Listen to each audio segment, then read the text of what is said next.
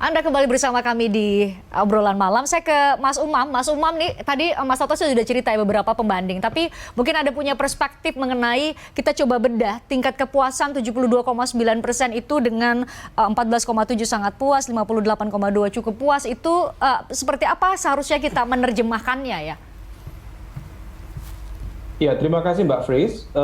Dalam konteks ini saya pikir data yang disampaikan oleh teman-teman lembaga survei termasuk dari Carta Politika, kemudian tadi disebut Poltreck, saya pikir itu merepresentasikan apa yang menjadi diagnosa per hari ini. Tetapi kalau misal kita cermati dari segi angka, sebenarnya itu pada posisi yang relatif kembali pada posisi normal. Normal dalam arti kalau misal kita lihat, memang terjadi penurunan signifikan pada momentum September, di mana tadi disampaikan September itu ada kebijakan yang cukup berimpak terhadap sosial ekonomi masyarakat luas, yaitu kenaikan harga BBM, dan kemudian itu impactnya merambat sampai ke aspek inflasi, terutama yang kemudian berimplikasi pada inflasi bahan pokok. Kalau misal impact dalam konteks inflasi secara umum mungkin di angka sekitar 5%. Dan 5% itu cukup signifikan. Karena dalam konteks kebijakan publik yang kita cermati, pemerintah berusaha untuk mengamankan basis inflasi pada level maksimal 3%. Tetapi kemudian saat ini, beberapa bulan terakhir, meningkat menjadi sekitar 5,4 sampai 5,7%. Nah, oleh karena itu, inilah kemudian fase stagflasi itu dimulai. Di mana kemudian ada kenaikan pertumbuhan ekonomi, tetapi pada saat yang sama, inflasi juga cukup tinggi. Nah, kalau misal kita lihat perilaku politik pemilih memang diakui atau tidak, itu lebih banyak dipengaruhi oleh faktor-faktor ekonomi. Karena bagaimanapun juga aspek sosial ekonomi itu berkaitan dengan hajat hidup mereka secara ya daily life, keseharian mereka. Tetapi secara general, assessment terhadap approval rate atau kepuasan publik, faktor ekonomi hanya satu elemen kecil. Elemen kecil dalam arti ada elemen-elemen yang lain yang kemudian tentu memiliki faktor yang mempengaruhi assessment tersebut. Nah, akan tetapi kalau misal kita cermati belakangan ini, misalnya muncul sejumlah isu kontroversial terkait dengan RUU KUHP dan lain sebagainya, tetapi ternyata itu memang tidak memiliki impact signifikan terhadap approval rate pemerintah. Itu mengindikasikan bahwa kebijakan-kebijakan terkait dengan perundang-undangan, kemudian hal-hal yang seperti KUHP, itu masuk dalam kategori elite issue, yang kemudian tidak masuk di dalam konteks kesadaran dan juga daily life masyarakat kita. Sehingga narasi kritis, pandangan-pandangan kritis dari kalangan civil society terhadap kebijakan itu seolah tidak berdampak terhadap masyarakat secara luas. Nah, oleh karena itu, ini menjadi catatan sebenarnya, kalau misal kemudian dalam konteks ini ada nature of power yang berbeda, yang kemudian perlu kita cermati, misalnya pada momentum saat ini dengan momentum yang mungkin sekitar 5 tahun lalu atau bahkan mungkin sekitar 10 tahun lalu, di mana elemen civil society memiliki ruang ekspresi yang jauh lebih powerful, saat ini relatif kurang begitu kuat. Dengan bahasa lain, kekuatan elemen civil society relatif mudah terfragmentasi. Bagaimanapun juga, kondisi itu, nature of power semacam itu berimplikasi terhadap persepsi publik, masyarakat, persepsi publik ya, dan juga assessment masyarakat terhadap approval rate pemerintahan itu sendiri. Demikian, Mbak. Mas Toto, tapi di survei Anda itu kan mencoba untuk menangkap kondisi yang kalau dalam kacamata yang sederhana, ya karena ada pandemi, ada kondisi geopolitik dunia, ini jauh lebih sulit dibanding dengan masa-masa sebelumnya, tapi kemudian dengan tingkat kepuasan 72,9% itu udah luar biasa. Dengan kondisi yang lebih, pembandingan adalah kondisi yang lebih sulit ya. Mungkin Anda bisa cerita banyak soal itu? Sebenarnya ada fakta persepsi yang menarik ya. Kalau kita tadi Christian mengatakan tantangan dari pemerintahan Jokowi Jilid 2, misalnya kita bandingkan apple to apple dengan SBY Jilid 2. Kondisi eksternalnya, globalnya jauh lebih sulit zaman Pak Jokowi.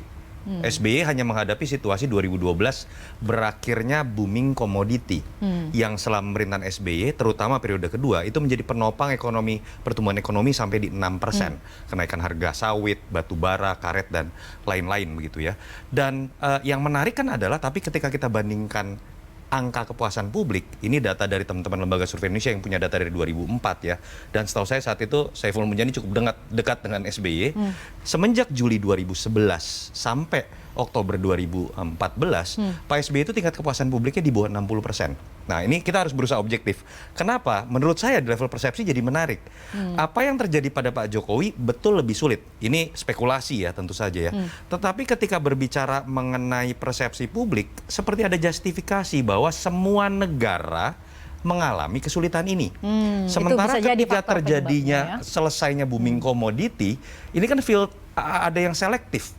Hanya negara-negara yang bergantung pada resources yang tadinya harganya tinggi dan kemudian sekarang jatuh, lalu kemudian mengalami dampak lebih terasa buat ekonominya. Karena itu publik seolah mempersalahkan ketika itu ketidakmampuan pemerintah ketika itu. Iya, kira-kira kalau SBY menurut saya akhirnya mengalami bonus dari persepsi publik paling tinggi 85%, saya ingat Juli 2009 karena variabel booming komoditi itu, tapi dihukum juga karena kemudian menjadi negara yang ikut terkena impact-nya ketika berakhirnya booming komoditi.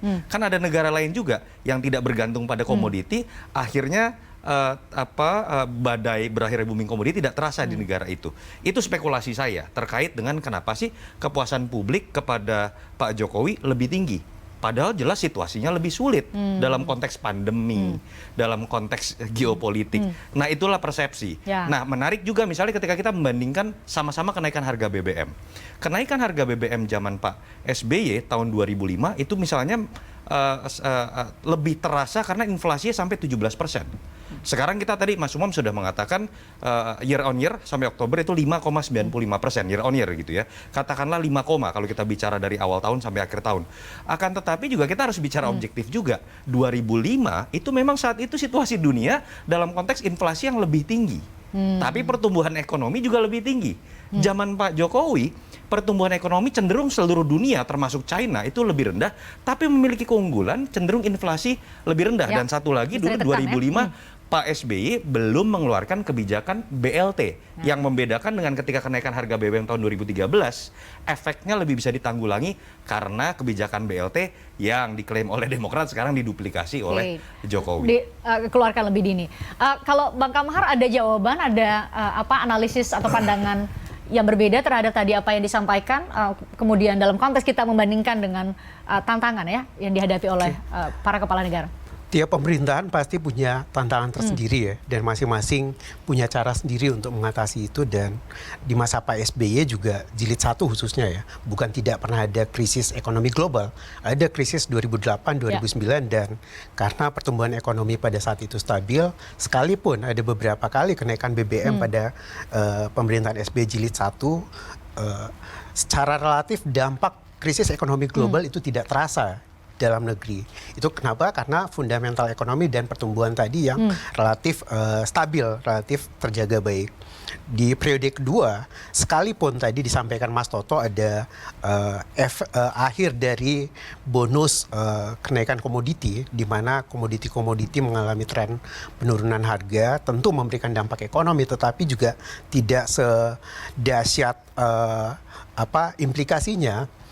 Ini ditandai dengan income per kapita kita yang masih tetap terjaga dan terus mengalami tren naik sampai akhir pemerintahan. Kemudian nilai tukar rupiah juga relatif stabil ya, tidak sepanjang sejarah Republik berdiri selain krisis ekonomi di 98 ya. Saat ini adalah nilai tukar rupiah yang paling terendah. Pun dengan kondisi geopolitik dunia, artinya faktor-faktor eksternal yang tadi Mas Toto sampaikan? Ya, dari sisi geopolitik tadi kalau saya bicara krisis ekonomi global tadi yang jilid 1 di pemerintahan jilid 1 itu semua.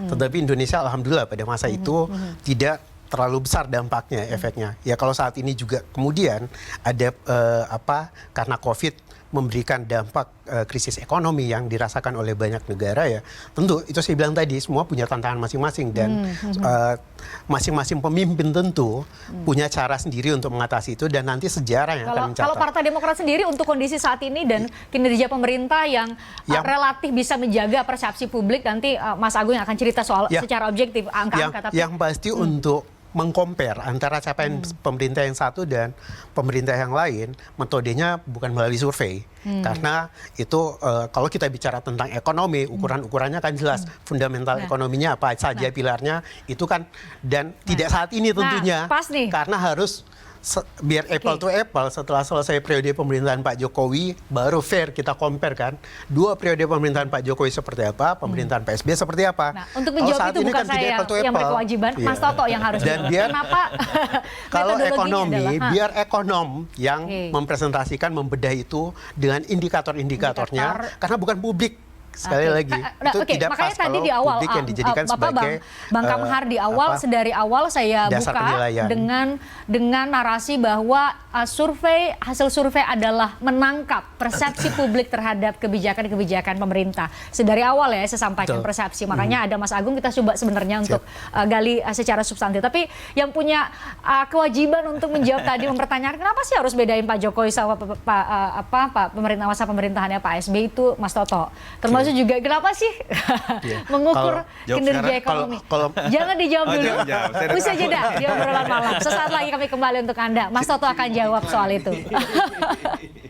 Tertarik dengan diskusi saya dengan para narasumber? Saksikan obrolan malam dengan topik-topik menarik lainnya. Jangan lupa subscribe ya channel YouTube Berita 1. Like, komen, dan share video ini ya. Terima kasih.